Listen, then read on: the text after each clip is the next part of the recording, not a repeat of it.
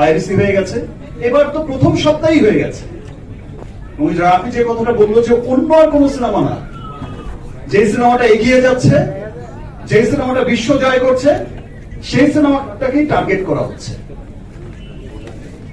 So আমরা সকলেই সোচ্চার পাইরেসির এগেনস্টে। আমরা যেমন চলচ্চিত্রের মানুষরা, শাকিল ভাই, রাফি, চরকির সবাই মিলে যেমন কাজ করছে, আরো অন্যান্য যারা আছে আমার বরবাদ টিম তারাও কাজ করছে, আরো সামনে যারা সিনেমা বানাচ্ছে বা সিনেমার যারা লোক আছে সবাইকে একসাথে মিলেই কাজ করতে হবে এবং কাজ করতে হবে আমার দেশের প্রত্যেকটা মানুষকে।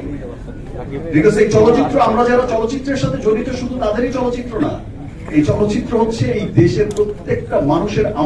আমার যেমন অধিকার আছে চলচ্চিত্রের উপর, এই দেশের প্রত্যেকটা মানুষের সমান অধিকার আমাদের চলচ্চিত্রের উপর।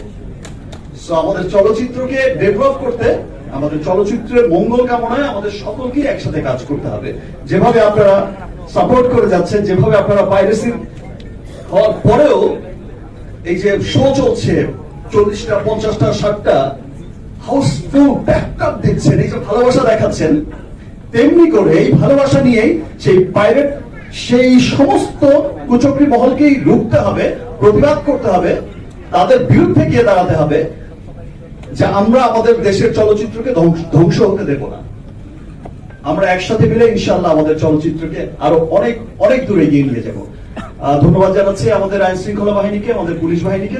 তারা আসলে খুব শর্ট টাইমের মধ্যেই অনেক স্ট্রং পদক্ষেপ নিয়েছে, মানুষ অ্যারেস্ট করেছে, আরো চালিয়ে যাচ্ছে তাদের অনুসন্ধান, যেন তারা সেখান থেকে বের করে আনতে পারে যে মূল হোতাটা কি, এবং সেই মূল হোতাও বেরিয়ে আসবে। সে যেই হোক, যারা এই দেশের বিরুদ্ধে কাজ করবে, দেশের সংস্কৃতির এগেনস্টে কাজ করবে, দেশের চলচ্চিত্রের এগেনস্টে কাজ করবে, এরকম ঘৃণতর অন্যায় করবে, তাদের বিরুদ্ধে আমরা সকলেই একসাথে রুখে দাঁড়াবো। Thank you everyone.